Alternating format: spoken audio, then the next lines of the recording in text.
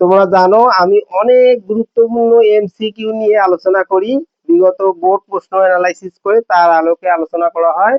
এখানে ঢাকা বোর্ড 2024 সালের একটি গুরুত্বপূর্ণ এমসিকিউ প্রশ্ন 0.3 তার উপর পৌনঃপুনিক গুণন 0.6, এখানে 6 এর উপর পৌনঃপুনিক।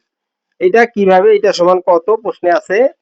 এখানে তুমি যে কাজটা করবা, 3 আর এই পৌনঃপুনিকের জন্য আমরা জানি একটা পৌনঃপুনিকের জন্য একটা 9, এবং এই দশমিকটাও কিন্তু ওই 9 উঠে দেওয়ার কাজে ব্যবহার হচ্ছে, গুণন এখানে 6 আর ওই পৌনঃপুনিকের জন্য একটা 9।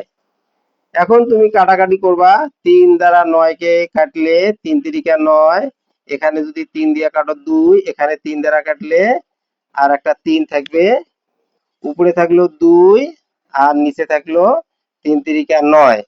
এখন ওই যে আমরা যে কারণে এখানে 9 আসছে, এখন 9 উঠাই দিয়ে আবার যদি ওইটার ইনভার্সটা করি তাহলে তখন হবে 0.2 পৌনঃপুনিক।